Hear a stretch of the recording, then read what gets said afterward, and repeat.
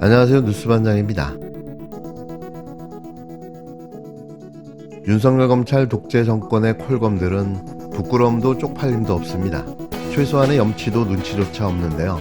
나라를 이 모양 이 꼬라지로 만들어 놓은 장본인들이 이제는 이성마저 잃고 미쳐 날뛰기 시작했습니다.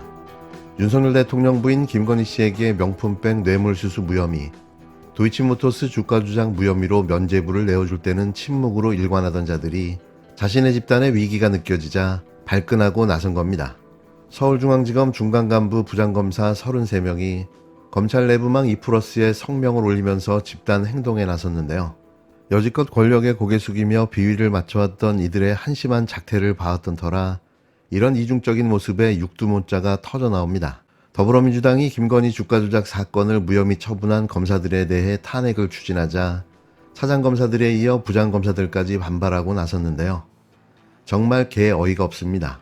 중앙지검 부장검사들은 26일 검찰 내부망에 입장문을 올려 탄핵 시도는 헌법의 기본가치를 훼손하고 법치주의를 의미 없게 만드는 위헌 위법적 시도라며 개거품을 물어댔는데요. 윤석열을 믿고 갑툭튀하며 자신들의 기득권을 지키기에 나선 거죠. 어떤 국민들이 이들의 이 경고망동을 납득할 수 있을까요? 그러면서 중앙지검은 매일 주요 사건에 대한 의사결정이 이루어지고 있는 전국 최대 검찰청이라며 검찰의 기능 유지가 위협받게 되면 수많은 수사와 재판이 지연되고 형사법 체제의 공백이 발생해 결국 국민 불편이 가중될 것이라고 떠들어댔는데요. 부장검사들은 국가기관의 운영이 무력화되고 본질적인 기능 침해가 명백히 예견되는데도 탄핵 절차를 강행하는 것은 상권 분립이라는 헌법 정신을 무시하는 것이라며 중단을 촉구했습니다. 앞서 지난 7월 민주당이 검사 4명에 대한 탄핵 소추안을 발의했을 때도 검찰 내부망에는 나를 탄핵하라는 글이 올라오고 댓글이 수백 개 달리는 등 집단 반발이 있었지만 이번과 같은 집단 성명 형태는 아니었는데요. 이들은 이제는 배는 게 없는 겁니다. 당시 더불어민주당은 반발한 검사들을 향해 허세 부리지 말고 살아있는 권력인 김건희 씨 수사나 제대로 하라고 강하게 비판한 바 있는데요.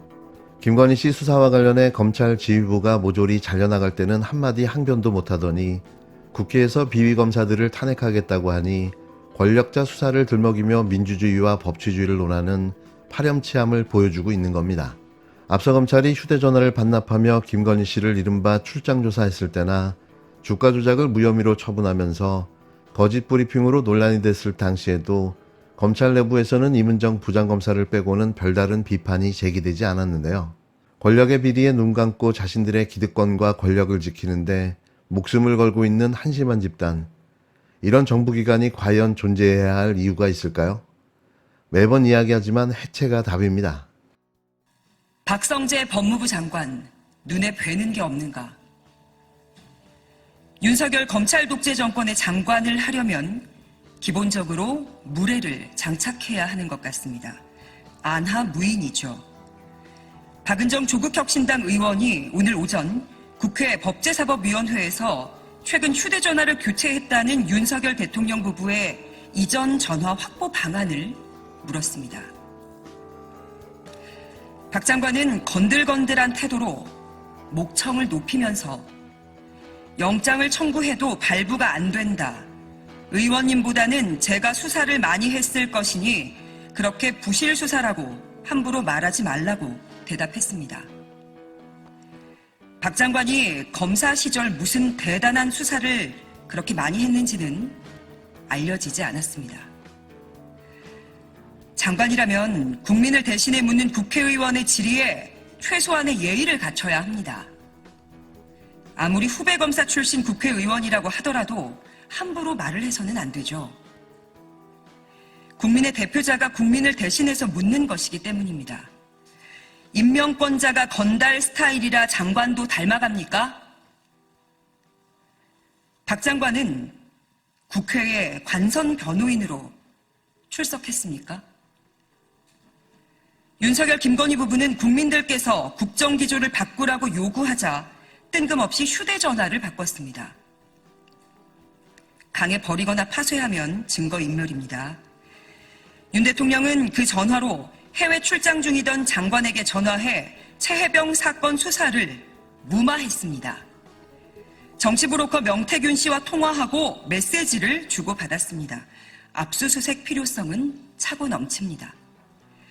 더욱이 창원지검은 명태균의 황금폰을 여태 확보하지 못하고 있죠. 마창대교에 버렸다는 얘기도 있습니다. 용산 대통령실과 관저를 압수수색할 용기가 없다면 잠수부를 이용해서라도 황금폰을 인양해야 되지 않겠습니까?